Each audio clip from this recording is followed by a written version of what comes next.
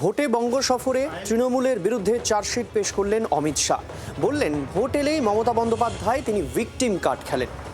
এখন প্রসঙ্গ হচ্ছে এই ভিকটিম কার্ড প্রসঙ্গে তৃণমূলের পক্ষ থেকেও কিন্তু পাল্টা এসেছে। তবে তিনি দাবি করছেন, অর্থাৎ অমিত শাহ দাবি করছেন, অঙ্গ এবং কলিঙ্গের সঙ্গে এবার বঙ্গও দখল হবে। যদিও জয়ের হাসি হেসে পাল্টা কটাক্ষ করছে তৃণমূল শিবির।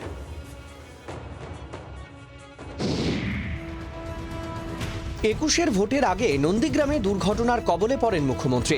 সেই সময় হুইল চেয়ারে বসেই ভোট প্রচার সম্পূর্ণ করেছিলেন মমতা বন্দ্যোপাধ্যায়।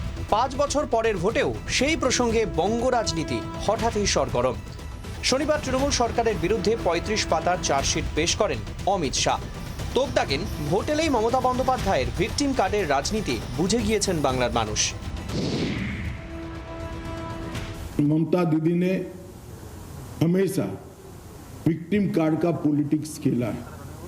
कभी पैर तोड़वा लेती हैं, कभी सिर पर पट्टी बंधवा देती हैं, कभी बीमार हो जाती है और कभी चुनाव आयोग के सामने बेचारा बनकर चुनाव आयोग को गालियां निकालती। পাল্টা চার্জশিট পেশ করে তৃণমূলের কটাক্ষ, কে ভিকটিম কার্ড খেলে সবাই জানে। না, ভিকটিম কার্ড খেলেন কথাটা তো হাস্যকর কথা।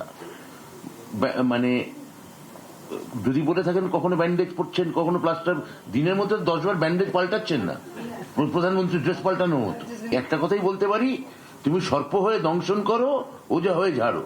তুমি আমাদের মারবে, আবার তুমিই বলবে আমরা ভিকটিম কার্ড খেলছি। এদিন চার্জশিটে তৃণমূল সরকারের 15 বছরের শাসন নিয়ে ভয়ের ন্যারেটিভের ব্যাখ্যা দেন মোদির সেনাপতি। बंगाल की जनता को तय करना है कि भय को चुनना है या भरोसे को चुनना। भय के आतंक से मुक्ति पाकर भरोसे के साथ देश जिस तेजी से आगे बढ़ रहा है, इसके साथ बंगाल को जुड़ना चाहिए। बंगाल जीतने के साथ ही एक बहुत लंबे अरसे के बाद अंग, बंग और कलिंग तीनों जगह एक पार्टी का शासन होने जा रहा है। बिहार में भी एनडीए का शासन है, उड़ीसा में भी भाजपा सरकार है और अब बंगाल में भी भाजपा सरकार आएगी।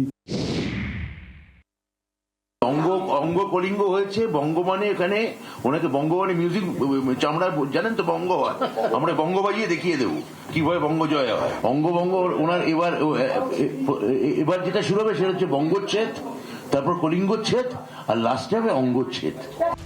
তৃণমূল সরকারের বিরুদ্ধে মোদির সেনাপতির চার্জশিট পেশ আদতে ভোটের আগে ন্যারেটিভ যুদ্ধ হিসেবেই দেখছেন রাজনৈতিক বিশ্লেষকরা।